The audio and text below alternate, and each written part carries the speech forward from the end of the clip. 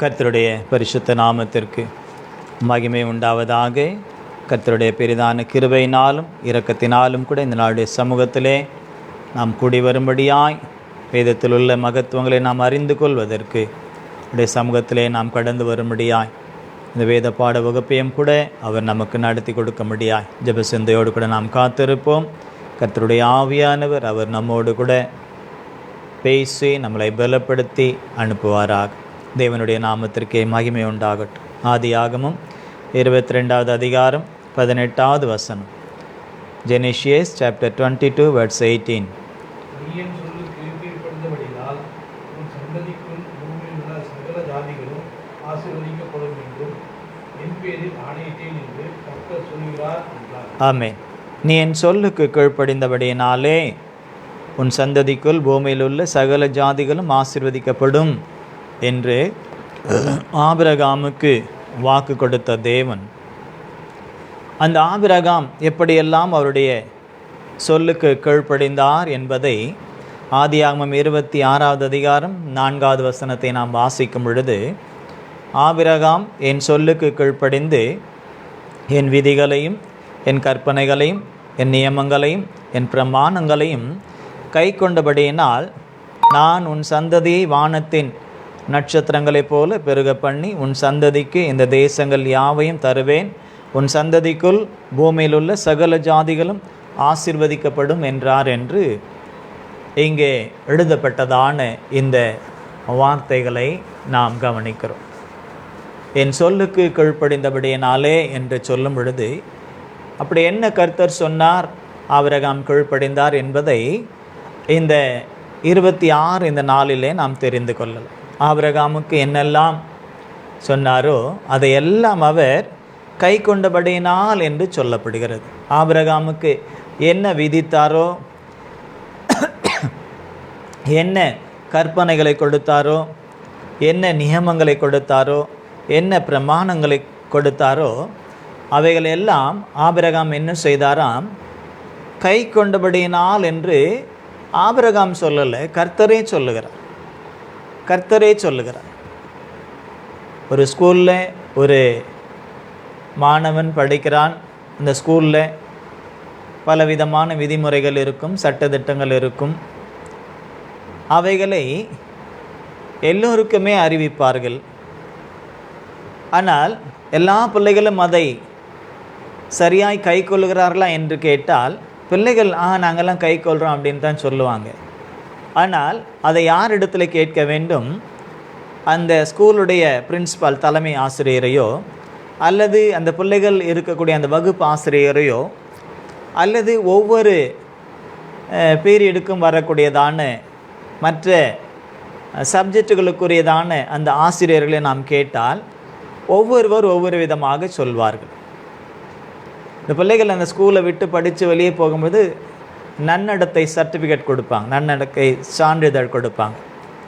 அதில் நல்ல பிள்ளைகள் நல்ல அவங்களுடைய அந்த ஸ்கூலுடைய சட்டத்திட்டங்களுக்கு, கட்டுப்பாடுகளுக்கு, ஒழுக்கங்களுக்கு, விதிமுறைகளுக்கு, சட்டத்திட்டங்களுக்கு அவங்க ஏற்றபடி நடந்தார்கள் என்று சொன்னால் அந்த பிள்ளைகளை குறித்து சான்றிதழ் கொடுக்கும் பொழுது நற்சான்றிதழாக இருக்கும். சில பிள்ளைகளுக்கு அதை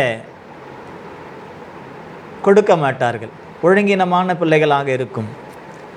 அந்த ஸ்கூலுடைய விதிமுறைகள், அந்த ஸ்கூலில் உள்ள சட்டத்திட்டங்கள், ஆசிரியர்கள் சொல்லக்கூடிய காரியங்கள், பாடத்தை கவனிக்கக்கூடிய காரியங்கள் என்று பல காரியங்கள் வரும்பொழுது சில பிள்ளைகளுக்கு அந்த நன்னடத்தையில் நற்சான்றிதழ் கிடைக்காது.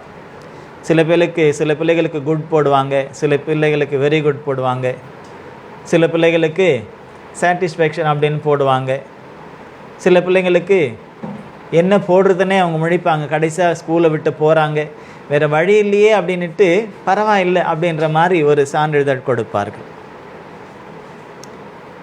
ஆனால் இங்கே மனுஷர்கள் அல்ல, தேவன் ஒரு நற்சான்றிதழ் கொடுக்கின்றார் ஆபிரகாமுக்கு. ஆபிரகாமுடைய அந்த கேரக்டரை நாம் பார்க்கும் பொழுது ஆபிரகாமுக்கு கர்த்தர் ஒரு நற்சான்றிதழ் கொடுக்கின்றார். அந்த நற்சான்றிதழ் எது நிமித்தம் வருகிறது என்று சொன்னால் ஆபிரகாமுடைய கீழ்ப்படிதலினாலே, ஆபிரகாமுடைய கீழ்ப்படிதலினாலே தான் அந்த நற்சான்றிதழ். அப்போது ஆபிரகாமுக்கு மாத்திரமல்ல, கர்த்தருடைய ஒவ்வொரு பிள்ளைகளுக்கும் கர்த்தர் நற்சான்றிதழ் வைத்திருக்கின்றார். ஆனால் அதை நாம் எப்படி பெற்றுக்கொள்ள முடியும் என்றால், அதை தான் நாம் ஆபிரகாமுக்கு தேவன் என்ன சொன்னார் என்பதை, ஆபிரகாம் அதை எப்படி கை கொண்டார் என்பதை நாம் தியானிக்கும்படியாக இந்த நாட்களிலே பரிசுத்த ஆவியானவர் நமக்கு உதவி செய்து கொண்டு வருகிறார். ஏனென்றால் இந்த ஆபிரகாமின் மூலமாகத்தான் உலகத்திற்கே ஒரு பெரிய ஆசீர்வாதம்.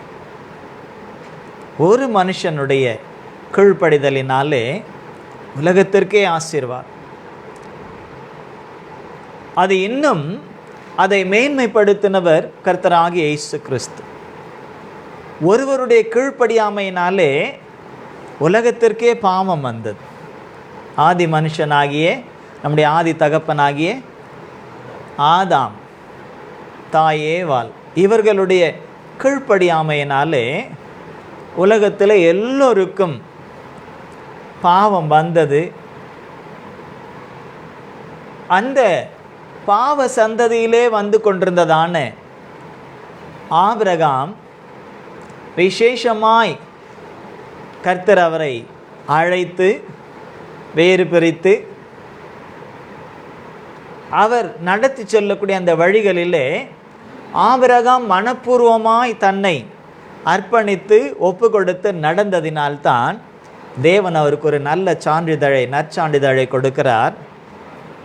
ஆபிரகாம் என் சொல்லுக்கு கீழ்ப்படிந்து என் விதிகளையும் என் கற்பனைகளையும் என் நியமங்களையும் என் பிரமாணங்களையும் கை கொண்டபடியினான்.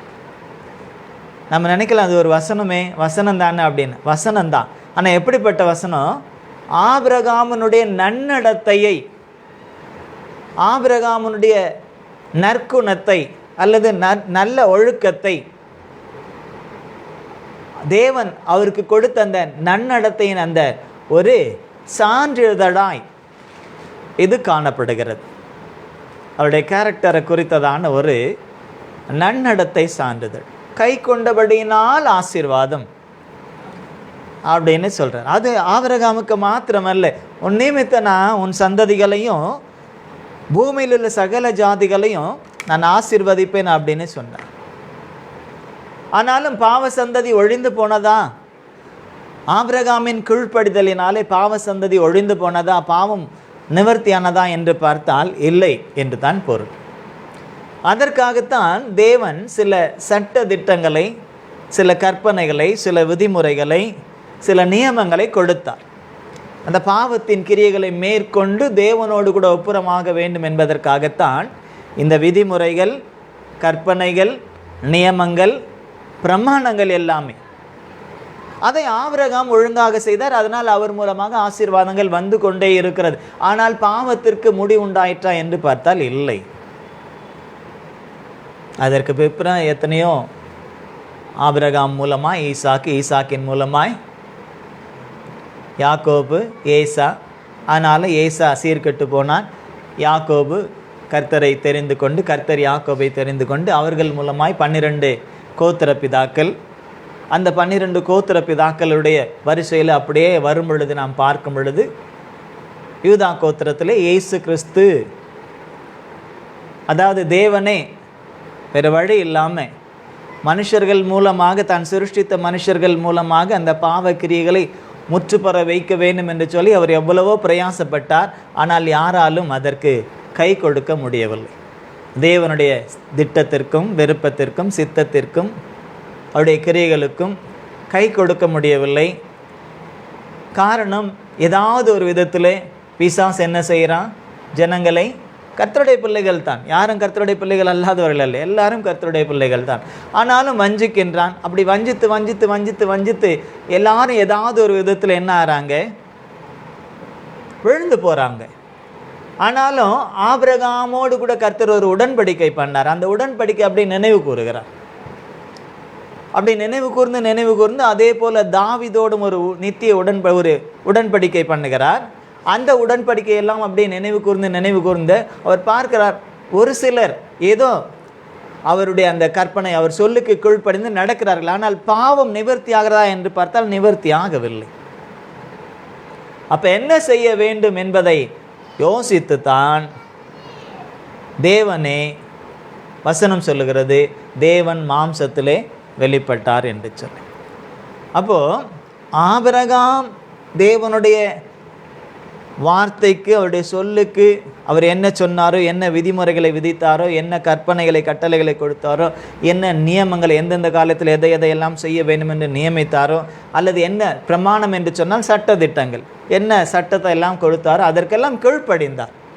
ஆனாலும் கீழ்ப்படிந்தும் கூட பாவத்திற்கு ஒரு முற்றுப்புள்ளி வைக்க முடியவில்லை, வந்து கொண்டே தான் இருந்தது.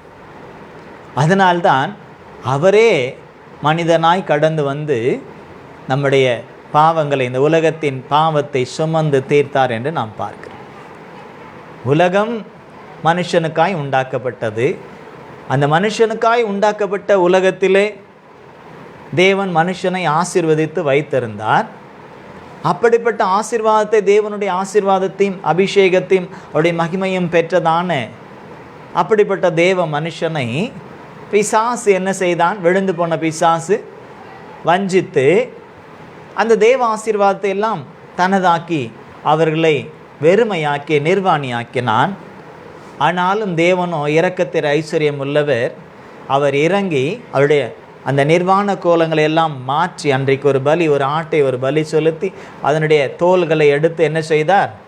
அவர்களுக்கு தோல் உடைகளை உண்டாக்கி கொடுத்து, ஏதாவது ஒரு விதத்தில் அவர்களுக்கு உதவியாக தன்னை விட்டு அவர்கள் விலகி போயிருந்தாலும், கீழ்ப்படியாமல் போயிருந்தாலும் அவர்களுக்கு உதவி கொண்டே தான் இருந்தார்.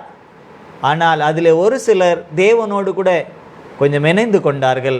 ஒரு சிலர் தேவனை விட்டு விலகி பிசாசின் பிள்ளைகளாக அவர்கள் மாறினார்கள்.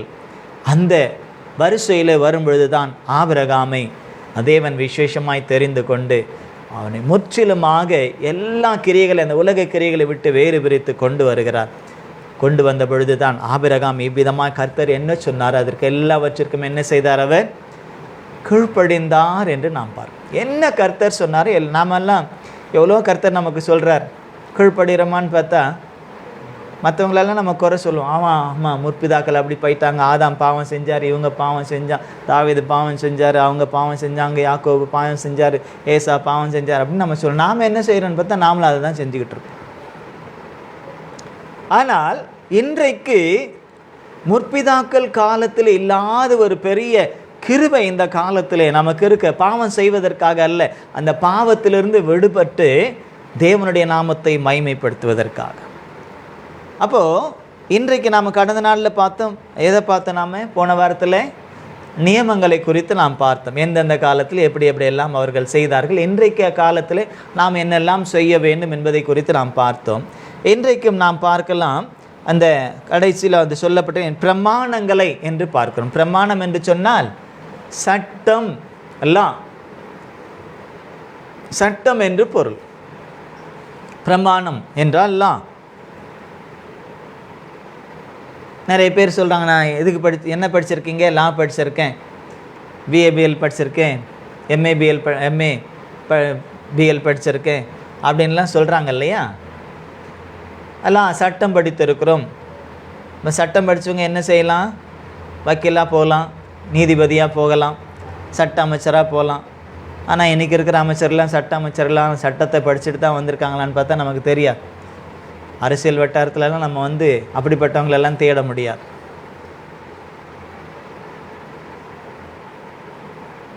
தேவன் தம்முடைய பிள்ளைகளுக்கு, தாம் நேசிக்கிற பிள்ளைகளுக்கு சில சட்டத்திட்டங்களை கொடுத்தார். ஏன் நேசிக்கிற பிள்ளைகளுக்கு சட்டத்திட்டம் வேண்டும்? நம்ம வீட்டில் கூட நம்ம பிள்ளைகள் இருக்குது, நம்முடைய பிள்ளைகள் தான், நம்முடைய சொந்த பிள்ளைகள் தான், நேசிக்கிறோம். ஆனாலும் சில சட்டத்திட்டங்களை போடுறோமா இல்லையா, சொல்கிறோமா இல்லையா? இப்படி இப்படி நடக்காத, இப்படி இப்படி செய்யாத. அதாவது எழுதப்படாத சட்டங்கள். நாம் போடுறதெல்லாம் எழுதப்படாத சட்டங்கள். நம்முடைய இந்திய தேசத்தை எடுத்துக்கிட்டால் எழுதப்பட்ட சட்டங்கள் இருக்குது, ஆனால் எல்லாம் நடைமுறைப்படுத்தப்படுகிறதா என்று பார்த்தால் இல்லை. எழுதப்பட்ட சட்டங்களே இன்றைக்கு மாற்றி என்னென்னமோ செய்து கொண்டு இருக்கிறார்கள். போகட்டும், அது நமக்கு வேண்டாம். நாம் பரலோகத்திற்குரியவர்கள், நமக்கு சட்டத்திட்டங்கள் உண்டு. பரலோகத்துக்கு போகணும்னா சில சட்டத்திட்டங்கள் இருக்கிறது. அந்த சட்டத்திட்டங்களுக்கு நாம் கீழ்ப்படிய வேண்டும். கீழ்ப்படிறதுனா என்ன? சட்டம் இந்த சட்டம் சொல்லுதா, சரி நான் சரின்னு தலையாட்டிட்டு போகிறதில்ல. அது என்ன சொல்லுதோ அதை நாம் நிறைவேற்ற வேண்டும். இந்த சட்டம் என்ன சொல்லுகிறதோ அதை நாம் நிறைவேற்ற வேண்டும். அப்படி நிறைவேற்றினால்தான் கீழ்ப்படிந்தது என்று பொருளாகும். அப்போ இங்கே ஆபிரகாமை குறித்து கர்த்தர் சாட்சி கொடுக்கிறார், நற்சாட்சி கொடுக்கிறார், நற்சான்றிதழ் கொடுக்கிறார். என் பிரமாணங்களையும் கை கொண்டபடியினால் என்று, என் சட்டத்திட்டங்களையும் கை கொண்டபடியினால் என்று அப்படி சொல்லுகிறார். அதனால் நான் ஆசீர்வதிக்கிறேன் அப்படின்னு சொல்கிறார். அப்போ நாமும் கூட கர்த்தர் நமக்கு விதித்திருக்கிறார். அன்றைக்கு ஆபிரகாமுக்கு விதித்த இது தான் இன்னைக்கு நமக்கும் என்று இல்லை. சட்டத்திட்டங்கள் அந்தந்த சூழ்நிலைக்கேற்ப கர்த்தர் அதை மாற்றிக்கொண்டே கூட வந்திருக்கிறார். சட்டத்திட்டங்கள் மாறிக்கொண்டும் இருக்கிறது. உடன்படிக்கையை கூட அவர் மாற்றியிருக்கிறார், பிரமாணங்களை மாற்றியிருக்கிறார், விதிகளை மாற்றியிருக்கிறார், கற்பனைகளையும் கூட மாற்றியிருக்கிறார். அதற்காக பழசெல்லாம் இல்லையான்னு பார்த்தா இருக்கிறது. அதிலிருந்து இன்னும் அதிகமான அதை விட குறைச்சி இல்லை. ஒரு புது சட்டம் வருதுன்னு சொன்னால் பழைய சட்டத்தை விட குறைவானதாக இருக்காது, அதை விட இன்னும் கொஞ்சம் மேலானதாக இருக்கும். அப்படித்தான் கர்த்தர் செய்திருக்கிறார். உதாரணத்துக்கு பழைய ஏற்பாட்டில் விபச்சாரம் செய்தால் பாவம். விபச்சாரம் ஒரு ஸ்திரீயோடு ஒரு புருஷனோ ஒரு ஸ்திரீயோ விபச்சாரம் செய்தால்தான் பாவம். ஆனால் இயேசு கிறிஸ்து காலத்தில், இயேசு கிறிஸ்து இருந்தபொழுது அவர் சொன்னார், செய்தால் அல்ல, இச்சையோடு பார்த்தாலே விபச்சாரம் செய்தாயிற்று என்று சொல்லுகிறார். அப்போ விபச்சாரம் செய்தால் பாவம் என்பது ஒரு சட்டம் வைங்களேன். இப்போ அந்த சட்டம் ஆனாலும் என்ன செய்கிறாங்க? செய்துக்கிட்டு தான் இருக்காங்க. மோசேயினுடைய காலத்தில் விபச்சாரம் செய்தால் கல்லெறிந்து கொல்ல வேண்டும். அதுதான் சட்டம். இன்றைக்கும் அந்த சட்டங்கள் சில நாடுகளிலே நிறைவேற்றப்படுகிறது. இன்றைக்கும் அந்த சட்டங்கள் சில நாடுகளிலே நிறைவேற்றப்படுகிறது. இப்படி விபச்சார பாவத்தில் கையும் மையுமாய் பிடிக்கப்பட்டால் திறந்த வெளியில் ஜனங்கள் எல்லார் மத்தியிலே தூக்கில் போடுகிறார்கள், அல்லது வெட்டுகிறார்கள், அல்லது சுடுகிறார்கள். இன்றைக்கும் அது நடக்கிறது. அதெல்லாம் வேதத்திலிருந்து வந்தது தான், இன்றைக்கும் நடக்கிறது. ஆனால் அது அப்படியே இன்றைய சூழ்நிலையில் இயேசு சொன்னார், விபச்சாரம் செய்யறதுக்கு முன்னாலே அவர் அதை தடுக்கிறார். விபச்சாரம் செய்வதற்கு முன்பதாகவே அதை தடுக்கிறார். எப்படி தடுக்கிறார்னா, அதாவது விபச்சாரம் செய்வதற்கு முன்பதாகவே இச்சை என்று ஒரு வருகிறது அல்லவா? அப்படி இச்சையோடு நீர் பார்ப்பதை விபச்சாரம் செய்தாற்று என்று சொல்லும் பொழுது அப்போ அது அந்த சட்டம் என்ன ஆகிறது? இன்னும் கொஞ்சம் இருக்குகிறது. செய்தால்தான் கொல்லப்பட வேண்டும் என்பது அல்ல, நீ இச்சையோடு பார்த்தாலே நீ விபச்சாரம் செய்யிட்டு அப்போ நீ மரணத்துக்கு பாத்திரன் என்பதை போல் தான் இருக்கிற. அப்போ என்ன, இச்சையோடு கூட நாம் பார்க்கக்கூட கூடாது. அப்போ பார்க்கவே கூடாதுன்னும் போது அப்போ செய்யலாமான்னா செய்ய முடியாது. அப்போது அந்த சட்ட திட்டங்கள் கடுமையாக்கப்பட்டு இருக்கிறது. ஆனால் அது அன்பால் கடுமையாக்கப்பட்டிருக்கிறது. ஏனென்றால் தன்னுடைய பிள்ளைகளை அவர் நேசிக்கிறபடினாலே, தன்னுடைய பிள்ளைகள் தவறிழைத்து மரித்து போகக்கூடாது, தவறிழைத்து பரலோகத்தை இழந்து விடக்கூடாது, தவறிழைத்து தன்னை விட்டு அவர்கள் விலகி போகக்கூடாது, தவறிழைத்து பிசாசினுடைய பக்கம் அவர்கள் சென்று விடக்கூடாது என்பதற்காக தேவன் சட்ட திட்டங்களை இன்னும் கொஞ்சம் நெருக்கி அவர்களை தன்னுடைய கைவசப்படுத்த விரும்புகிறார்.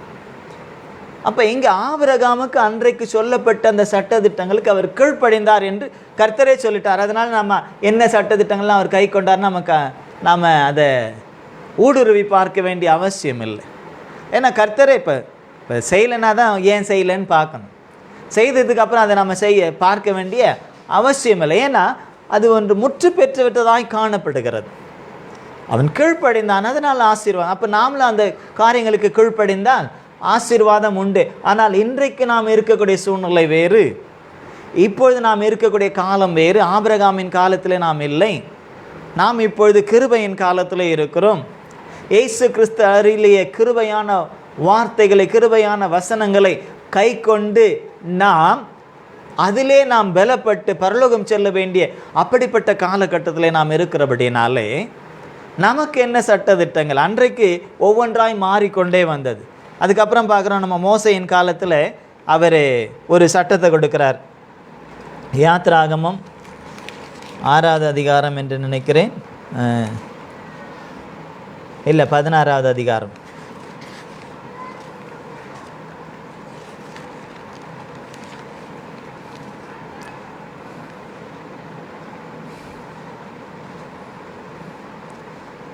இருபத்தி 8வது வசனத்தை வாசியுங்க.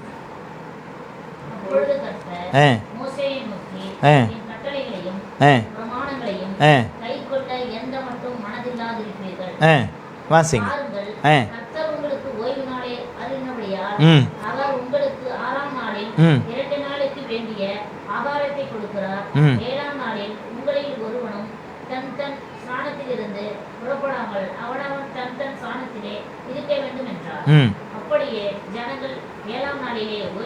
போதும். அன்றைக்கு இஸ்ரவேல் ஜனங்களுக்கு கர்த்தர் ஒரு சட்டதிட்டத்தை, ஒரு கட்டளை, அவர்களுக்கு கற்பனையை கொடுத்திருந்தார். இந்த சட்டதிட்டங்கள், கற்பனைகள், கட்டளைகள் எல்லாம் ஒன்றுக்கொன்று தொடர்புடையதாய்த்தான் இருக்கிறது. விதிகள் எல்லாமே ஒன்றுக்கொன்று தொடர்புடையதாய்த்தான் இருக்கிறது. இஸ்ரவேல் ஜனங்களுக்கு அவர்கள் வனாந்தரத்திலே அவர்களை தேவன் நடத்தி கொண்டு வந்த அந்த சூழ்நிலையிலே அவர்களுக்கு ஆகாரம் இல்லை. தேவனை நோக்கி பார்க்கிறார்கள். தேவன் சொல்லுகிறார், முறுமுறுக்கத்தான் செய்தார்கள், ஆகாரம் இல்லையே அப்படின்னுட்டு. தேவன் அவர்களுக்கு சொன்னார், உங்களுக்கு நான் தினமும் ஆகாரத்தை கொடுப்பேன் என்று சொல்லி வசனம் சொல்லுகிறது. தூதர்களின் அப்பத்தை தேவன் அவர்களுக்கு கொடுத்தார். அது என்னென்னு அவங்களுக்கு பேரே தெரியாது, அது என்னன்னு அவங்களுக்கு தெரியாது, அது எப்படிப்பட்ட டிஷ்ஷுன்னு அவங்களுக்கு தெரியாது, அது எப்படிப்பட்ட ஆகாரம்னு தெரியாது. அதனால் அதுக்கு என்னென்ன பேர் வச்சுட்டாங்க. மண்ணானா என்ன அர்த்தம்? என்னன்னு அர்த்தம். ஆனால் அதனுடைய சுவையும் அதனுடைய நிறமும் அதனுடைய தன்மையும் எப்படி இருந்தது என்பதையெல்லாம் நாம் வேதத்திலே நாம் வாசிக்கிறோம். அது சிறிதாக உருட்சியாக முத்துக்களை போல, நல்ல தேனிட்ட பணியாரத்தை போல நல்ல சுவையுள்ளதாக இருந்தது என்று நாம் பார்க்கிறோம். தேவன் அவர்களுக்கு சொன்னது, அவங்களுக்கு கொடுத்த ஒரு சட்டத்திட்டம் என்னென்னா, 6 நாள் தினந்தோறும் காலையில் இதை நான் கொடுப்பேன்.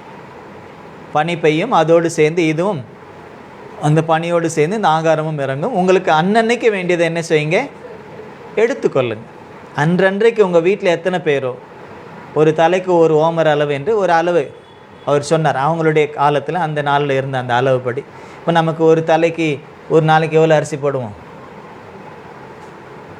ஒரு ஆழாக்கு போடுவோமா? ஒரு டம்ளர். இப்போ ஆழாக்கு கூட தெரியறதில்லை. இப்போல்லாம் ஒரு கிளாஸ் தான் சொல்கிறோம்.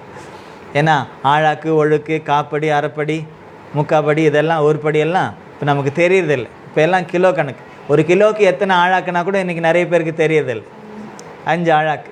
அப்போ ஒரு டம்ளர் ஒருத்தருக்குன்னு வைங்களேன். அந்த மாதிரி அன்றைக்கி சொல்கிறார், உங்கள் தலைக்கு ஒரு ஓமர் அளவு அப்படின்னு சொல்கிறார். எடுத்துக்கங்க, எத்தனை பேருக்கு எத்தனை பேர் எடுத்துக்காங்க.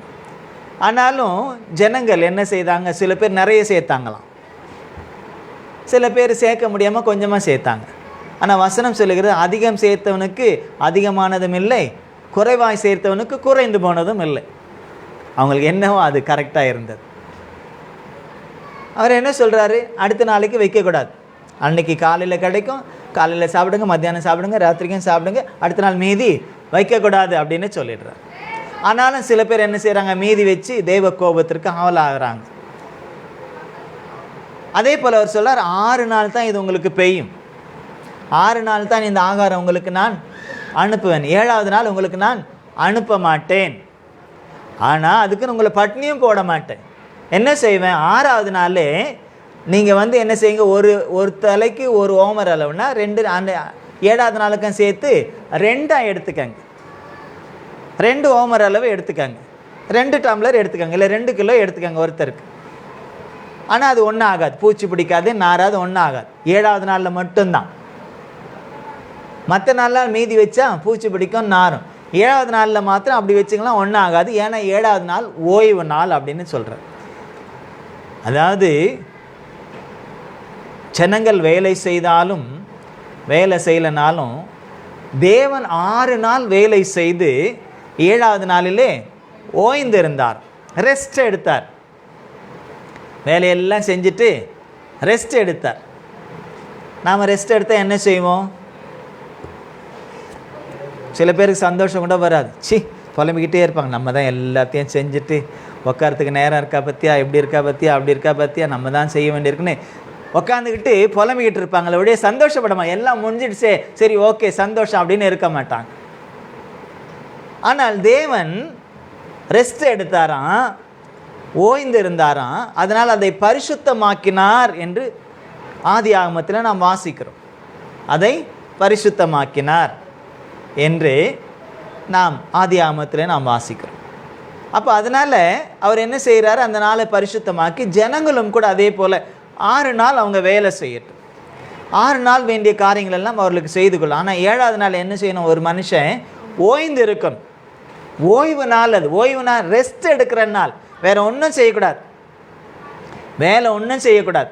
ஆடு மாடுகளை கூட வேலை வாங்கக்கூடாது. வேலைக்காரர் இருந்தாங்க, அவங்கள கூட வேலை வாங்கக்கூடாது.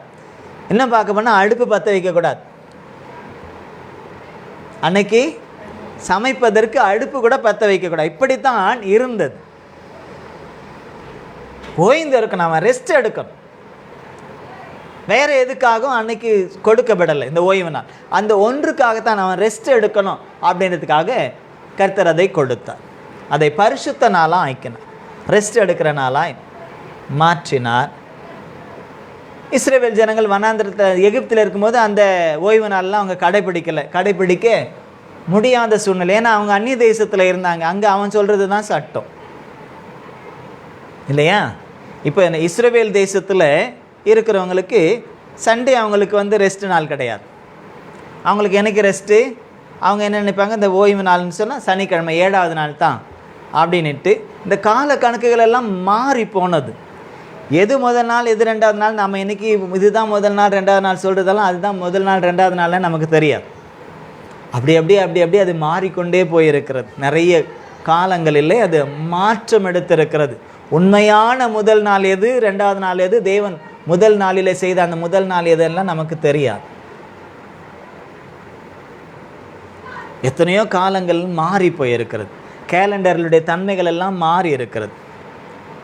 முதல்லாம் 10 மாதம்தான் கேலண்டர் இருந்ததுதான். அதுக்கப்புறம் 12 மாதம் ஆச்சு. 10 மாதம் இருக்கும்போது 30 நாட்கள் இருந்தது. அதுக்கப்புறம் கொஞ்சம் கொஞ்சமாக இதுவாய்த்து பிப்ரவரியில் பாருங்கள் 28 நாள் வருது. ஒரு 4 வருஷத்துக்கு ஒரு முறை 29 நாள் வருது. இப்படி சில பேர் அந்த காலங்களை அந்த நாட்களை எல்லாம் மாற்றி இருக்கிறார்கள்.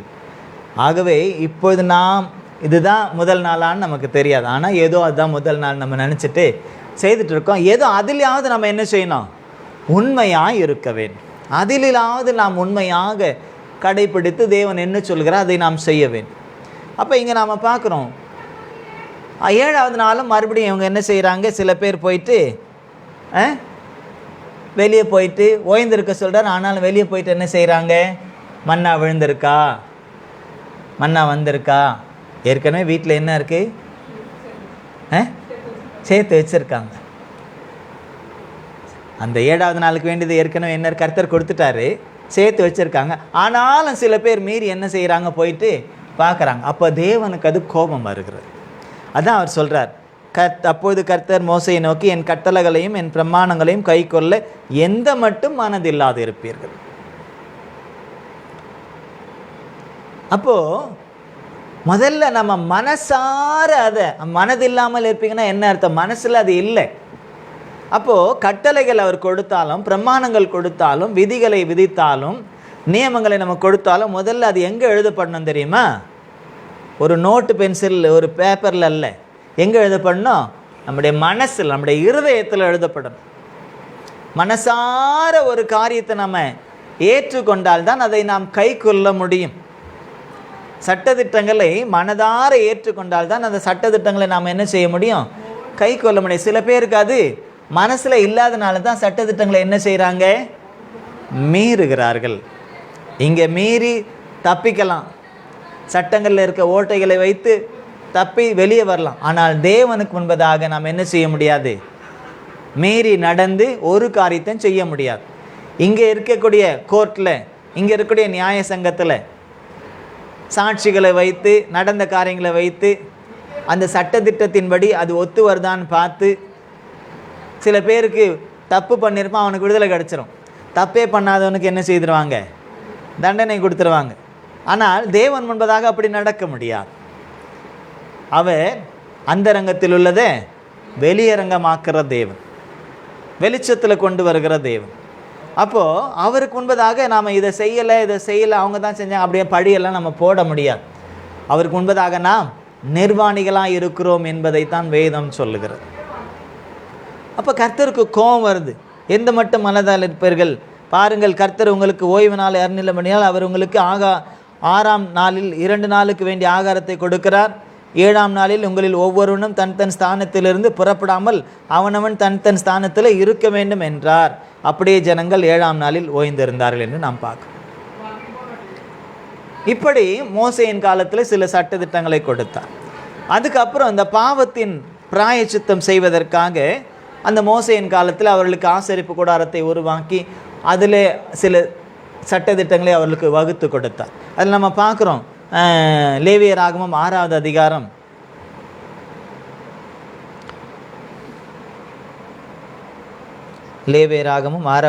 9வது வசனத்திலிருந்து வாசிங்க. லேவியராகமம் 6:9 வாசிங்க.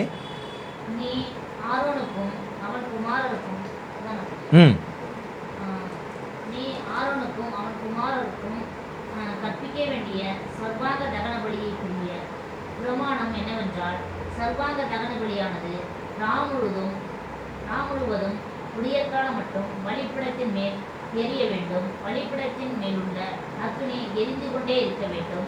ஆசாரியன் தன் சணநூல் அங்கியை தரித்து தன் சணநூல் சல்லடத்தை அறையில் போட்டுக்கொண்டு பலிபீடத்தின் மேல் அக்னியில் எரிந்த சர்வாங்க தகன பலியின் சாம்பலை எடுத்து பலிபீடத்துக்கு பக்கத்திலே கொட்டி, பின்பு தன் வஸ்திரங்களை கலற்றி வேறு வஸ்திரங்களை உடுத்திக் கொண்டு அந்த சாம்பலை வாளையத்துக்கு புறம்பே சுத்தமான ஒரு இடத்திலே கொண்டு போய் கொட்டக்கடவன். பலிபீடத்தின் மேல் இருக்கிற அக்னி அவியாமல் எரிந்து கொண்டு இருக்க வேண்டும். ஆசாரியன் காலைதோறும் அதன் மேல் எரியும்படி கட்டைகளை போட்டு அதன் மேல் சர்வாங்க தகன பலியை வரிசையாக வைத்து அதன் மேல் சமாதான பலிகளின் கொழுப்பை போட்டு தகனிக்க கடவன். பலிபீடத்தின் மேல் அக்கினி எப்பொழுதும் எரிந்து கொண்டே இருக்க வேண்டும். அது ஒரு பொழுதும் அவிழ்ந்து போகலாகாது. அது ஒரு பொழுதும் அவிழ்ந்து போகக்கூடாது. காலையில் ஆரம்பித்தா அது எரிஞ்சுக்கிட்டே இருக்கணும். எப்படி?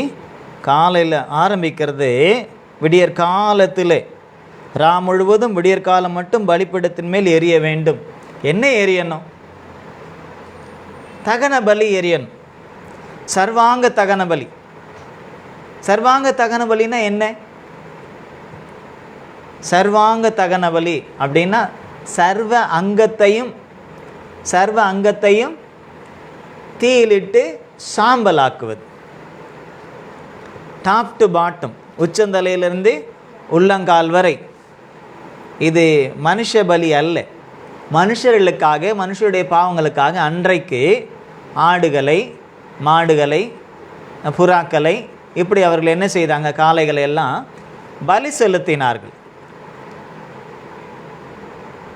தேவனுடைய சமூகத்தில் வந்து ஒவ்வொருவரும், நீங்கள் லேவியராகமத்தை நீங்கள் வாசித்து பார்த்தீங்கன்னா, 1ஆம் அதிகாரத்தில் நீங்கள் வாசித்து பார்த்தீங்கன்னா தெரியும், பாவ நிவாரண பலி எப்படி, குற்ற நிவாரண பலி எப்படி, ஒவ்வொன்றுக்கும் ஒவ்வொரு சட்டத்திட்டம் உண்டு, எப்படி அதை செய்யணும். இப்போ பாவ நிவாரண பலியை ஒருத்தர் கொண்டு வர, அவர் ஒரு பாவம் செஞ்சுட்டார், அவருக்கு இது செஞ்சது பாவம்னு தெரியுது. இப்போ அதுக்கு பிராயச்சித்தம் செய்யணும்னா அவர் என்ன செய்யணும்? ஒரு ஆட்டையோ, ஒரு ஆட்டுக்கடாவையோ, இல்லை ஒரு காளையோ, ஒரு இளங்கன்றையோ, அல்லது ஒரு ஆட்டிக்குட்டி, அதற்கு வேண்டி அந்த பிரமாணத்தில் என்ன சொல்கிறாரோ, பாவத்துக்குன்னா ஒரு ஆட்டை கொண்டு வா, இல்லை ஒரு காளையை கொண்டு வா அப்படின்னு சொன்னால் அதை கொண்டு வரும். நாமளே ஒரு இஷ்டத்துக்கு அல்ல. வாஸ்து பார்த்திங்கன்னா உங்களுக்கு தெரியும், அதே லேவியராகமத்தில்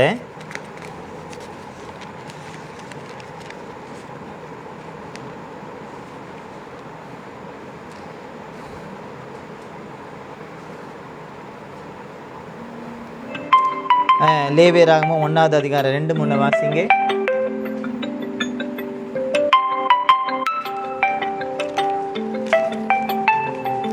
லேவியராகமம் 1:2-3. அவன் செலுத்துவது மாட்டு மந்தை மாட்டு மந்தையிலிருந்து எடுக்கப்பட்ட சர்வாங்க தகன பலியானால் அவன் பழுதற்ற ஒரு காளையை செலுத்துவானாக. கர்த்தருடைய சந்நிதியில் தான் அங்கீகரிக்கப்படும்படி அவன் அதை ஆசரிப்பு கூடார வாசலில் கொண்டு வந்து அது தன் பாவ நிவர்த்திக்கு இருந்து அங்கீகரிக்கப்படும்படி தன் கையை அதில் தலையின் மேல் வைத்து கர்த்தருடைய சந்நிதியில் அந்த காளியை கொல்லக்கடவன். அப்பொழுது ஆரோனின் குமாரராகிய ஆசாரியர்கள் அதில் இரத்தத்தை எடுத்து அதை ஆசரிப்பு கூடார வாசலில் இருக்கிற பலிபீடத்தின் மேல் சுற்றிலும் தெளிக்க கடவர்கள். போதும். அதுக்கப்புறம் இன்னும் சில காரியங்கள் அதை பற்றி சொல்கிறார். அந்த அதிகாரத்தை நீங்கள் வாசித்து பார்த்தீங்கன்னா தெரியும். இந்த சர்வாங்க பாவத்திற்காக ஒருவன் பாவ நிவாரண பலி ஆகி அந்த சர்வாங்க தகன பலியை செலுத்தணும்னு சொன்னால் இப்போ மாட்டு மந்தையிலிருந்தோ ஆட்டு மந்தையிலிருந்தோ எடுக்கணும். அதுவும் எப்படிப்பட்டதாக இருக்கணும்? ஒரு பழுதற்ற ஒரு காளையை, ஒரு மாட்டு மந்தையிலேருந்து ஒரு காளை எடுக்கிறான்னா அந்த காளை எப்படி இருக்கணுமா? என்ன சொல்லுது சட்டம்? ஒரு குறையும் இருக்கக்கூடாது. பழுதுன்னா என்ன? ஒரு குறையும் இருக்கக்கூடாது.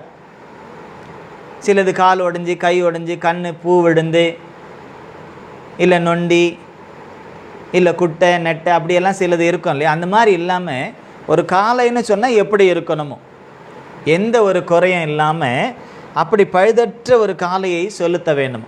அவன் என்ன செய்யணும்? ஆசரிப்பு கூடாரத்தில் கொண்டு வந்து அதை நிறுத்தி அதன் மேலே தன்னுடைய கையை வைத்து தன்னுடைய பாவங்களை எல்லாம் அதன் மேலே என்ன செய்யணும்? அறிக்கையிடும். அதன் மேலே வைத்து இப்படியெல்லாம் நான் பாவம் செய்தேன், அந்த பாவத்திற்காக இந்த காளையை நான் பலி செலுத்த கொண்டு வந்திருக்கேன்னு சொல்லிட்டு ஆசாரியன்கிட்ட கொடுக்கணும். அப்போ ஆசாரியனுக்கும் சில சட்டதிட்டங்கள் உண்டு. ஆசாரியன் தான் ஊழியக்காரன். அப்போது விசுவாசியாக இருந்தாலும் சரி, ஊழியக்காரனாக இருந்தாலும் சரி, ரெண்டு பேருக்குமே என்ன இருக்குது? சட்டதிட்டங்கள் இருக்குது, எல்லாம் பிரமாணம் இருக்கிறது. அப்போது விசுவாசிக்குரிய சட்டதிட்டம் என்ன, அவனுக்கு என்ன சொல்லுதோ அதை அவன் செய்யணும். அப்போ ஊழியக்காரனுக்குரிய சட்டதிட்டம், அந்த பிரமாணம் என்ன, அதன்படி அவரும் அதை செய்யணும். அப்போ இங்கே பாவ நிவாரணத்துக்காக அந்த விசுவாசி ஒரு கர்த்தருடைய பிள்ளை தன்னுடைய பாவத்திற்காக அவன் கொண்டு வரான்னா பழுது இல்லாமல் இருக்கணும். அது ஆசரிப்பு கூடத்தில் தான் கொண்டு வரணும், வேறு எங்கேயும் பலி செலுத்தக்கூடாது. வசனம் சொல்லுது, கண்ட இடங்களில் உன் பலியை செலுத்தக்கூடாது. எந்த இடத்துல கர்த்தர் நியமித்திருக்கிறாரோ அந்த இடத்துல தான் வந்து அதை செலுத்தவேன். தானாகவும் தானே அதை கொல்லக்கூடாது. அவன் கொண்டு வருது அவன் வேலை, தன்னுடைய அதன் தலைமையில் கையை வச்சு தன்னுடைய பாவங்களை எல்லாம் அறிக்கை செய்கிறது அவன் வேலை. அதுக்கப்புறம் என்ன செய்யணும்? கர்த்தருடைய சந்நிதியில் அந்த காளையை கொல்ல கடவன் அவன் அல்ல. யார் அதை செய்யணும்? ஆசாரியன் செய்யணும். அப்பொழுது ஆரோனின் குமாரனாக ஆசாரியன் இரத்தத்தை எடுத்து அதன் ஆசரிப்பு கூடார வாசலில் இருக்க பலிபீடத்தின் மேல் சுற்றிலும் தெளிக்க கடவர்கள் என்று நாம் பார்க்கணும். அப்போது அதற்குன்னு ஒரு பாவ நிவர்த்திக்கென்று என்ன சட்டதிட்டமோ அதை நிறைவேற்றினால்தான் அன்றைக்கு பாவம் நிவர்த்தி ஆகும் என்றதான ஒரு நிலை அவர்களுக்கு இருந்தது, ஒரு சட்டம் அவர்களுக்கு இருந்தது. அதன்படித்தான் செய்து கொண்டு வந்தார்கள். எதுவரையிலும் இன்னும் கூட செய்கிறாங்க. இஸ்ரவேல் தேசத்தில் இன்னும் செய்யவும் போகிறாங்க. அந்த நாட்களும் வந்து கொண்டு இருக்கிறது. எருசலேம் தேவாலயத்தை அவங்க கட்டி அவங்க மறுபடியும் இப்படிப்பட்ட இதே காரியத்தை அவங்க செய்ய போகிறாங்க. அது இயேசு கிறிஸ்துனுடைய வருகைக்கு அடையாளம் என்று வேதத்தில் சொல்லப்பட்டிருக்கிறது.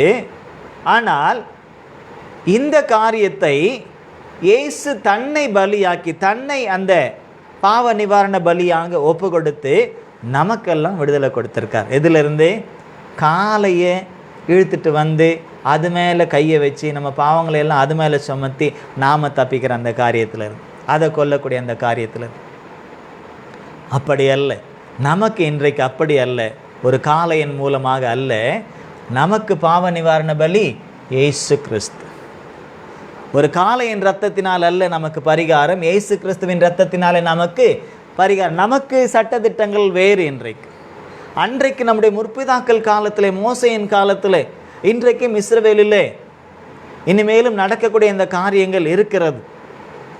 அவர்கள் இன்னும் இயேசுவை ஏற்றுக்கொண்டவர்கள் அல்ல. இயேசுவை ஏற்றுக்கொள்ளாமல் ஒரு கூட்டம் இருக்கலையா யூதர்களுக்குள்ளே?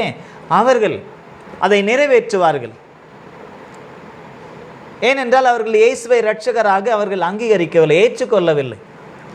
இன்னும் அவங்க அந்த ஆடு மாடு பின்னால் தான் என்ன செய்கிறாங்க? ஒரு கூட்டம் இருக்கத்தான் செய்கிறது. ஆனால் நாம் ஆடு மாடுகளின் பின்னால் அல்ல, உலக இரட்சகரின் பின்னால் நாம் இருக்கிறோம். ஆமென், அல்லேலூயா. ஏன்னா அவர் வந்து தான் என்ன செய்கிறார்? என் பின்னே வாருங்கள் என்று அழைத்து அவருடைய சீஷர்களை உருவாக்கி அவர்கள் மூலமாக அந்த ரட்சிப்பின் வார்த்தைகளை, வசனங்களை நமக்கு கொண்டு வந்து இன்றைக்கும் பரிசுத்த ஆவியானவர் மூலமாக நமக்குள்ளவர் கிரியை செய்து கொண்டு இருக்கிறார். அப்போ இன்னைக்கு நம்ம காலையை பலி செலுத்தலாமா? நம்ம செலுத்தக்கூடாது. இன்னைக்கு நம்ம காலையே பலி செலுத்தலாமான்னா செலுத்தக்கூடாது. எதற்காகவும் நாம் பலி செலுத்தக்கூடாது. முன்னெல்லாம் ஒரு வீடு கட்டினா அதுக்கு முன்னால் ஒரு ஆட்டுக்கடாவை என்ன செய்வாங்க? பலி செலுத்துவாங்க. ஏதாவது ஒன்று செய்வாங்க. வீட்டில் மொட்டைப்பட்டா இல்லை அங்கே வந்து இங்கே போய் அங்கே போய் அப்படி நம்முடைய மூதாதையர்களை பார்க்கும்போது செய்தவர்கள் இருக்காங்க, இன்னும் செய்கிறவங்களும் இருக்காங்க. குலதெய்வங்களுக்கு என்று ஆடு மாடுகளை பலி செலுத்துகிறவங்க இன்றைக்கும் இருக்கிறார்கள்.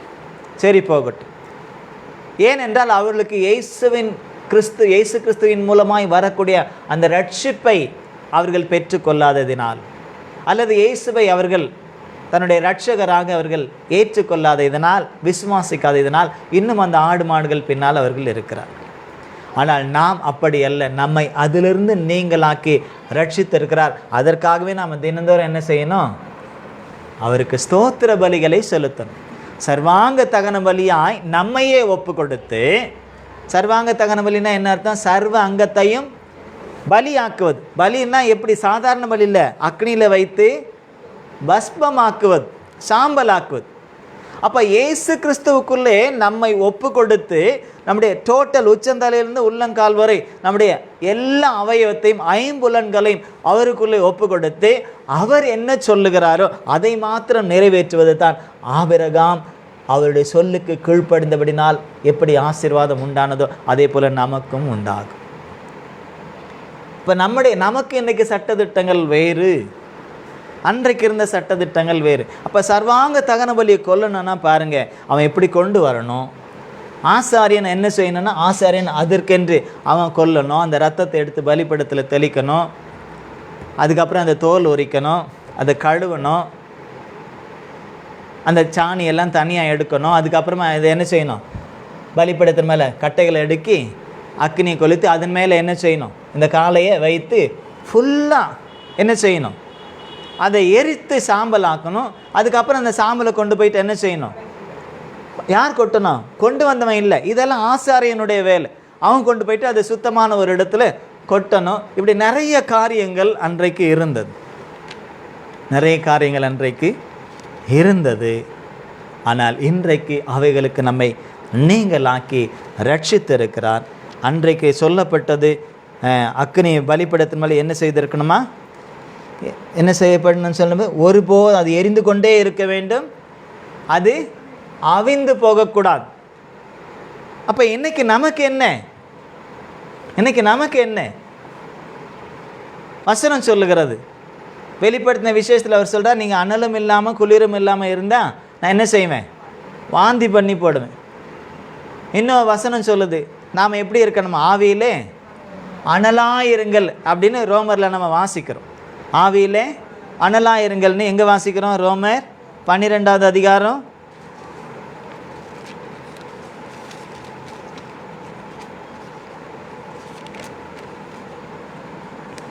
11வது வசனத்தை வாசித்து பாருங்க. ரோமர் 12:11. அசதியாய் இராமல் ஜாக்கிரதையாய் இருங்கள், ஆவியில் அனலாயிருங்கள், கர்த்தருக்கு ஊழியம் செய்யுங்கள். அல்லேலூயா. அன்னைக்கு ஆசாரியர்கள் செய்தது ஊழியம், விசுவாசிகள் செய்தது அவருடைய சட்டதிட்டங்களுக்கு கட்டுப்பட்டு தன்னுடைய பாவங்களை அவருடைய சமூகத்தில் ஒப்பு கொடுத்து பரிசுத்தமாக வேண்டும் என்பதற்காக எவ்விதமாய் ஜாக்கிரதையாக அவர்கள் எச்சரிக்கையாக இருந்து ஒரு காலையை கொண்டு வந்து பலி செலுத்தி ஒரு நம்பிக்கையோடு அவர்கள் கடந்து போனார்களோ, ஆசாரியர்கள் எவ்விதமாய் அதை இடைவிடாமல் செய்து அந்த பலிபீடத்தினுடைய அக்கினி குறைந்து போகாமல் அவர்கள் எவ்விதமாய் பார்த்து கொண்டார்களோ, அதே போல நாம் இந்த காலகட்டத்தில் ஒவ்வொரு நாளுமே நம்முடைய சரீரத்தை ஆவி ஆத்மா சரீரத்தில் ஏற்படக்கூடிய எல்லா விதமான அழுக்குகளை, பாவ அழுக்குகளை, அவருக்கு பிரியமில்லாத காரியங்களை, அவருக்கு விரோதமான காரியங்களை, அவர் சித்தம் செய்யாத காரியங்கள் எல்லாம் தினந்தோறும் என்ன செய்யணும்? நாம் எப்படி அவங்க காலையிலேருந்து இரவெல்லாம் அது எரியணும்னு சொல்லப்படுதோ அதுபோல் நாமளும் எப்படி இருக்கணுமா? ஆவியில் அனலாக இருந்தால், அனலாக இருந்து என்ன செய்யணுமா? கர்த்தருக்கு ஊழியம் செய்யுங்க. கர்த்தருக்கு ஊழியம் செய்கிறதுனா என்ன? இங்கே என்ன செய்தாங்க ஆசாரியர்கள்? என்ன செய்தாங்க ஆசாரியங்க? என்ன ஊழியம் செஞ்சாங்க? அங்கே பாவ நிவாரண பலியை என்ன செய்தாங்க? சர்வாங்க தகன பலியாய். அது என்ன எப்படியெல்லாம் செய்யணுமோ, முதல்ல அதை தோலை உரி, அதை வெட்டணும், உயிரை எடுக்கணும், ரத்தத்தை எல்லாம் தனியாக எடுக்கணும், அதை தெளிக்கணும், தோலை உரிக்கணும், அதை கழுவணும், கொண்டு போயிட்டு பலிப்படத்தில் வைக்கணும், அதை கொளுத்தணும், என்னெல்லாம். அதே போல் நாமும் கூட நமக்குள்ளே இருக்கக்கூடிய அந்த பிசாசின் சுபாவங்கள், பாவ கிரியைகள், அவங்களை முதல்ல நம்ம என்ன செய்யணும்? கொல்லணும். எப்படி கொல்ல முடியும்? எப்படி கொல்ல முடியும்? அதற்காகத்தான் பரிசுத்த ஆவியானவர் நமக்கு கொடுக்கப்பட்டிருக்கிறார். அவர் கண்டித்து, பாவங்களை குறித்து அவர் என்ன செய்கிறாரு? கண்டித்து உணர்த்துகிறவர் என்று சொல்லப்படுகிறார். அப்போ அவர் உணர்த்தும் பொழுது நம்ம என்ன செய்யணும்? உடனே ஒப்பு கொடுக்கணும். ஒப்பு கொடுக்க, எந்த மறுப்பும் பேசாமல் ஒப்பு கொடுக்கணும். எந்த மறுப்பும் பேசாமல் ஒப்பு கொடுக்கும் பொழுது நமக்கு அந்த பாவ மன்னிப்பின் நிச்சயத்தை அவர் நமக்கு கொடுக்கிறார். எப்படி? இயேசுவின் இரத்தத்தினால் அந்த பாவங்களை எல்லாம் கழுவி அந்த பாவ மன்னிப்பின் நிச்சயத்தை நமக்கு கொடுத்து அவருடைய ஆவியில் நம்ம எப்பொழுதுமே என்ன செய்வார்? அனலுள்ளவர்களாக நம்மை மாற்றுவார். சில நேரத்தில் நாமளே உணர்வோம், ஆவி இல்லாத மாதிரி, உயிராக தான் இருப்போம், ஆனால் ஏதோ நமக்குள்ளே ஒன்றுமே இல்லாத மாதிரி இருக்கும். அது ஆவியானவர் கிரியை இல்லாமல் இருக்கும். அதனால்தான் தாவீது பாவத்துக்கு உட்பட்ட பொழுது, விபச்சார பாவத்துக்கு உட்பட்ட பொழுது ஆவியானவர் என்ன செய்துட்டாரு? தாவீதை விட்டு வெளியே போயிட்டார். அப்போ இது தாவீதுக்கு தெரியுது, ஐயோ ஆவியானவர் விட்டு வெளியே போயிட்டார். அதனால்தான் 51வது சங்கீதத்தை அவர் பாடிட்டார். நிலைவரமான ஆவி என்னில் சிருஷ்டியும், என்னை ஈசோப்பினால் கழுவி சுத்திகரியும், அப்போது நான் சுத்தமாவேன். தேவனே, உனக்கு ஏற்கக்கூடிய பலி என்ன? அது ஆடு மாடுகள் அல்ல. என்ன பலி செலுத்தினா அவருக்கு பிரியன்னு சொல்கிறார் பாருங்க. அவர் என்ன சொல்கிறாரு? நறுங்குண்டதும் நொறுங்குண்டதுமான 51வது சங்கீதம் 17வது வசனத்தை பார்க்கும் பொழுது, பலி 10, 16, 17 வாசிக்கும் பொழுது, பலியை நீர் விரும்புகிறதில்லை, விரும்பினால் செலுத்துவேன், தகன பலி உமக்கு பிரியமானதல்ல, தேவனுக்கு ஏற்கும் பலிகள் நொறுங்குண்ட ஆவிதான். தேவனே, நொறுங்குண்டதும் நறுங்குண்டதுமான இருதயத்தை நீர் புறக்கணியீர் என்று அன்றைக்கு ஆடு மாடுகளை பலி செய்து கொண்டிருக்க அந்த காலகட்டத்தில் தாவீது பரிசுத்த ஆவியினால நிரப்பப்பட்டிருந்தபடினாலே, அந்த பரிசுத்த அபிஷேகம் அவர் மேல் இருந்ததினாலே, தேவன் அவரை விசேஷமாய் அபிஷேகம் பண்ணி வைத்திருந்ததினாலே, இன்றைக்கு நமக்கு என்னவோ அதை தாவீது முன்பே தெரிந்து கொண்டார்.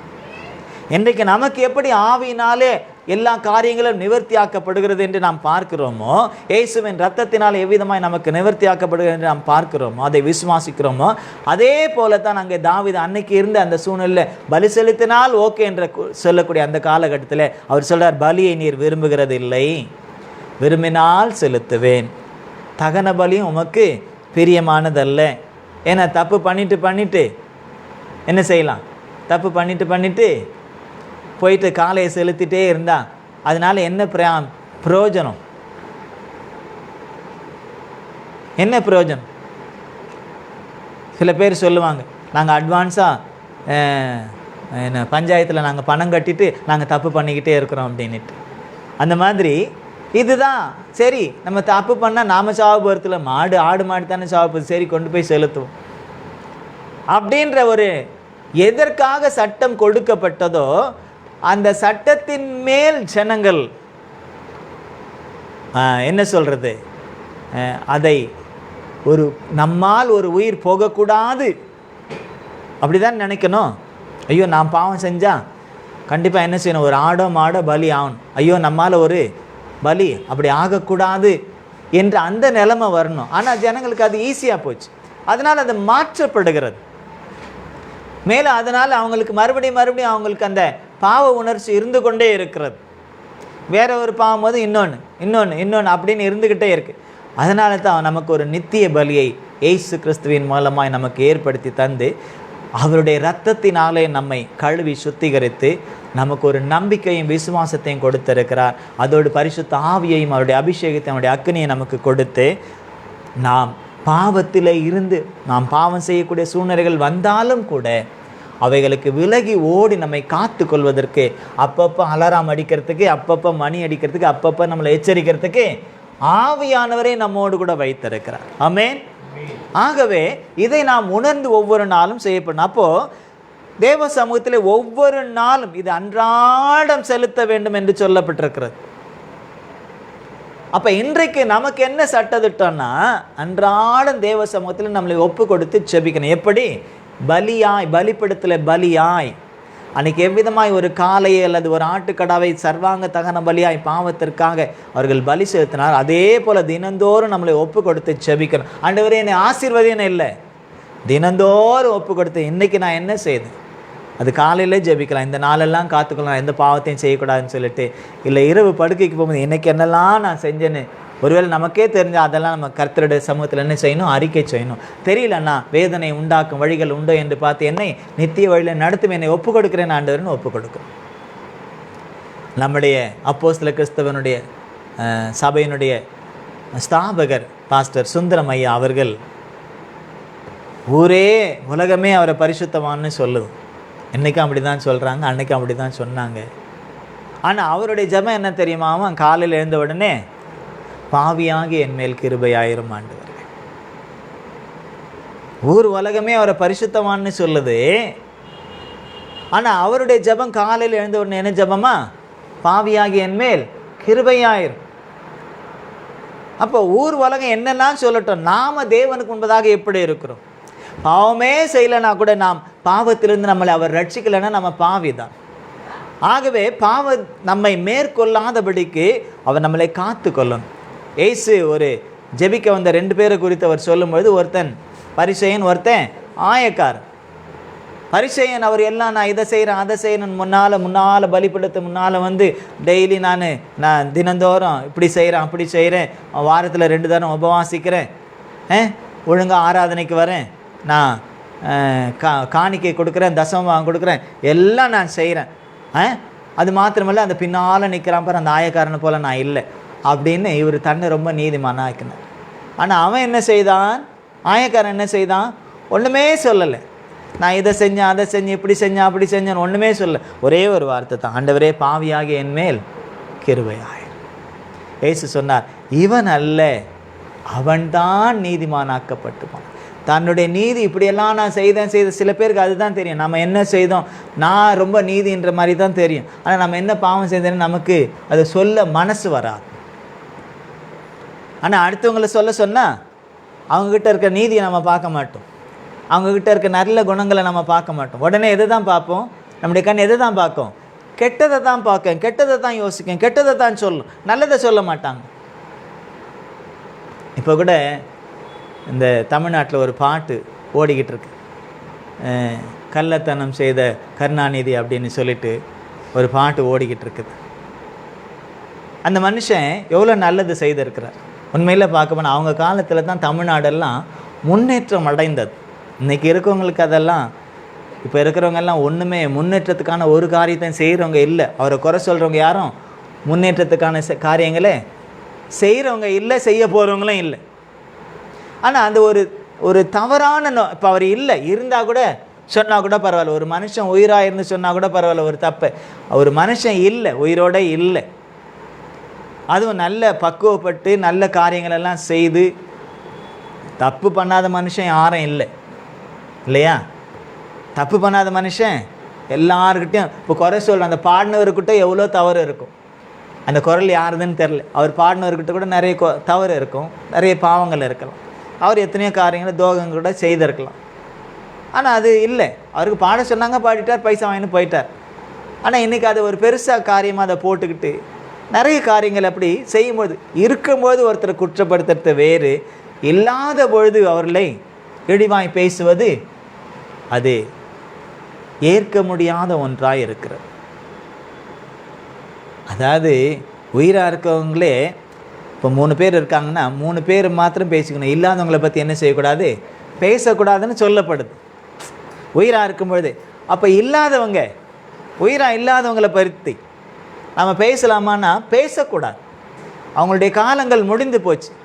அவங்க கெட்டதே செய்திருந்தாலும் அது நமக்கு தேவையில்லை. எதுக்கு தேவையில்லை. நல்லது செய்திருக்காங்களோ அதை நல்லதே நீ எடுத்து சொல்லனாலும் பரவாயில்ல, தூர்ச்சாமல் இருப்பது நல்லது. அப்போது நம்மை நீதிமாக்கி கொள்ள மற்றவங்களை அந்த பரிசை என்ன செய்தான், தன்னை நீதிமானாக்கி கொள்ள இப்படி செஞ்சேன் அப்படி செஞ்சேன்னு சொல்லிட்டு அந்த ஆயக்காரன் மேலே அவனை போல் நான் இல்லை அப்படின்னுட்டான். ஆனால் ஆயக்காரன் என்ன சொல்லிட்டான், நான் பாவி தான்ப்பா, நான் பாவி தான், பாவியாக என்மேல் கிருபை. அவனை கர்த்தர் நீதிமான் ஆக்கினார் என்று நாம். அப்போது இன்றைக்கு நமக்கு இருக்கக்கூடிய சட்ட திட்டங்கள் என்னன்னா, நாமே நிதானித்து அறிந்தால் நமக்கு என்ன இல்லையா, நியாய தீர்ப்பு இல்லை. நீ ஆட்டை கொண்டு வா, மாட்டை கொண்டு வா, புறாவை கொண்டு வா, இதை கொண்டு வா, அதை கொண்டு வா, பலி செலுத்த இல்லை. உனக்காக நான் பலி ஆயிட்டேன். என் சமூகத்தில் வந்து நீ முழங்கால் படியிட்டு உன் இருதயத்தை ஊற்றி என் சமூகத்தை நோக்கி பார்த்து என் ஆவியானோடு கூட இணைந்து, ஏன்னா அவர் தான் உணர்த்துகிறவர், இணைந்து உன்னை நிதானி. அவர் சொல்கிறார், நான் கூட உனக்கு சொல்ல வேண்டியது இல்லைப்பா, நீயே உன்னை என்ன செய், செக் பண்ணிக்கேன்றார். கண்ணாடி முன்னால் நின்று டெய்லி நம்ம செக் பண்ணுறோமா இல்லையா, மூக்கு நல்லா இருக்கா, கண்ணு நல்லா இருக்கா, பல்லு நல்லா இருக்கா, காது நல்லா இருக்கா, முடி நல்லா இருக்கா, மேக்கப் போட்ட மேக்கப் நல்லா இருக்கா, உடுத்திருக்கிற உடுப்புகள் நல்லா இருக்கா, பார்க்குறோமா இல்லையா, பார்க்குறோம் இல்லையா.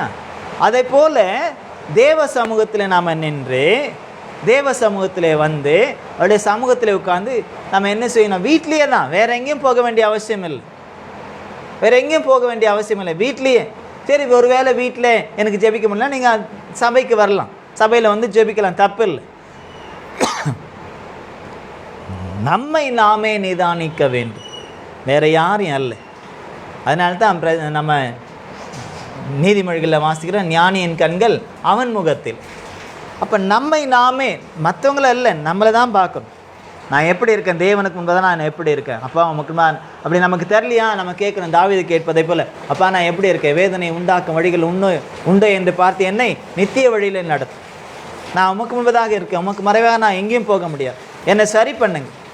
நீங்கள் பலியை விரும்பலை, தேவனுக்கு இருக்கும் பலிகள் நொறுங்குண்ட ஆவிதான், தேவனே நொறுங்குண்டதும் நறுங்குண்டதுமான இருதயத்தை நீர் புறக்கணியீர் என்று அன்றைக்கே நமக்காக அவர் எழுதி வைத்திருக்கிறார். அப்போ இன்னைக்கு நம்மளை தாழ்த்தி தேவ சமூகத்தில் நம்மை நிதானித்து பார்ப்பது தான் நமக்கு கொடுக்கப்பட்ட சட்டமாக இருக்கு. பவுல் அதை எழுதுகிறார். நம்மை நாமே நிதானித்து அறிந்தால் உலகத்தாரு கூட நமக்கு என்ன இல்லையா, நியாய தீர்ப்பு இல்லைன்னு சொல்லப்படுது. பிரியமானவர்களே, இன்னும் இந்த சட்டத்திட்டங்களை குறித்து நாம் அடுத்த வாரமும் தொடர்ந்து நாம் பார்க்கலாம். ஆகவே இன்றைக்கு நம்மை ஒப்பு கொடுப்போம். ஆண்டவரே, எனக்கு அன்றைக்கு ஆபிரகாமுக்கு நீர் சொன்னதை அவர் கை கொண்டார், கை கொண்டபடினால நீர் அவரை ஆசீர்வதி. அதே போல் எனக்கு நீர் என்னெல்லாம் சொல்லுகிறீரோ உமது பரிசுத்த ஆவியானவர் மூலமாக உமது வேதத்தை வாசிக்கும் பொழுது, அல்லது ஜெபிக்கும் பொழுது, அல்லது சபைக்கு வரும் பொழுது, பிரசங்கத்தின் மூலமாக, வேத பாடத்தின் மூலமாக, அல்லது எப்போதெல்லாம் தீர்க்க தரிசனத்தின் மூலமாக, எப்போதெல்லாம் நீருக்கு என்னெல்லாம் உணர்த்துகிறீரோ, என்னெல்லாம் எனக்கு சொல்லிக் கொடுக்கிறீரோ, எதையெல்லாம் நான் நிறைவேற்ற வேண்டும் என்று சொல்லி எனக்கு சொல்லு, அதையெல்லாம் நான் நிறைவேற்றி கை கொண்டு உமது நாமத்தை மகிமைப்படுத்த என்னை ஒப்பு கொடுக்கிறேன், எனக்கு அதற்குரிய கிருபையை தாரும் என்று சொல்லி நம்ம எல்லாரும் ஒப்பு கொடுத்து நம்ம ஜெபிக்கலாமா? ஹல்லேலூயா. அம்மை நாங்கள் துதிக்கிறோம் ஆண்டவரே, அம்மை நாங்கள் ஸ்தோத்தரிக்கிறோம், உமக்கு நாங்கள் நன்றி செலுத்துகிறோம். அப்பா பிதாவே என்று அழைக்கக்கூடியதான புத்திர ஸ்வீகாரத்தின் ஆவி எங்களுக்கு கொடுத்தவரே, இந்த நல்ல நேரத்திற்காக உமக்கு நாங்கள் நன்றி செலுத்துகிறோம். அப்பா ஆபிரகாம் சொல்லுக்கு கீழ்ப்படிந்து ஆண்டவரே நீர் விதித்த அந்த விதிகளையும், ஆண்டவரே கற்பனைகளையும், நியமங்களையும், பிரமாணங்களையும் கை கொண்டபடியினாலே நீர் அவரை ஆசீர்வதித்தீர். அவர் மூலமாக உலகத்திற்கே ஆசீர்வாதம் என்று சொல்லி அந்த ஆசீர்வாதத்தை நாங்களும் சுதந்திரித்து கொள்ள உதவி செய்திருக்கிறேன். இன்றைக்கு அதை நீர் எங்களுக்கு உணர்த்தி கொடுத்தேன். அப்பா ஆபிரகாமுக்கு நீர் என்ன சட்டத்திட்டங்களை கொடுத்தீரோ, ஆம், எந்த அப்பா அந்த சட்டதிட்டங்கள் அவர் கை கொண்டார் என்று சொன்னபடி நாங்களும் கூட இன்றைக்கு நீர் முத ஆவியானவர் மூலமாக எங்களுக்கு உணர்த்தி கொடுக்கக்கூடிய இந்த சட்ட திட்டங்களுக்கு, அந்த வார்த்தைகளுக்கு, வசனங்களுக்கு, உடைய சொல்லுக்கு நாங்கள் கீழ்ப்படிந்து நாங்கள் மாத்திரமல்ல எங்களுக்கு பின்வருவர்களுக்கும் அந்த ஆசீர்வாதத்தை நாங்கள் சுதந்தரிக்க தொடர்ந்து உமது பரிசுத்த ஆவியானவர் மூலமாக எங்களுக்கு உதவி செய்யுங்க. கேட்ட உமது பிள்ளைகளுக்கும் அடிமைக்கும் அப்பா, இன்னும் கேட்டுக்கொண்டிருக்கிற, இன்னும் கேட்க போகிற உமது பிள்ளைகளுக்கும் இந்த கிருபைகளை தந்து நீர்தாமை ஆசீர்வதித்து நடத்த வேண்டும். ஒவ்வொரு நாளும் எங்களை பலிபடத்திலே பலியாய், காணிக்கையாய், ஆம் சர்வாங்க தகன பலியாய் எங்களை ஒப்பு கொடுத்து நாங்கள் ஒவ்வொரு நாளும் இந்த நாமத்தை நாங்கள் மகிமைப்படுத்த பரிசுத்தமாய் ஜீவிக்க எங்களுக்கு கிருபை தந்து தொடர்ந்து நமது பரிசுத்த ஆவியானவர் மூலமாய் நீர் எங்களை நடத்த வேண்டும். அருமை இரட்சகரும் மீட்பரும் ஆகி இயேசு கிறிஸ்துவின் ஏற பெற்ற நாமத்தில் ஜெபத்தை ஏறெடுக்கிறோம் எங்கள் ஜீவனுள்ள நல்ல பிதாவே, ஆமேன். என் ஆத்துமாவே, என் முழுவுள்ளமே, என் ஆத்துமாவே கர்த்தர் செய்த மறவாது. நம்முடைய கர்த்தராகிய இயேசு கிறிஸ்துவினுடைய கிருபை, பிதாவாகிய தேவனுடைய அன்பு, பரிசுத்த ஆவியாரோட அன்பின் ஐக்கியம் நம் அனைவரோடும் எல்லா பரிசுத்தவான்களோடும் கூட உடைய வருகை மட்டும் தங்கி தரிப்பதாக. ஆமேன், ஆமேன். அல்லேலூயா. கர்த்தர் உங்களை ஆசீர்வதிப்பாராக. God bless you. Praise the Lord. Praise the Lord. Praise the Lord.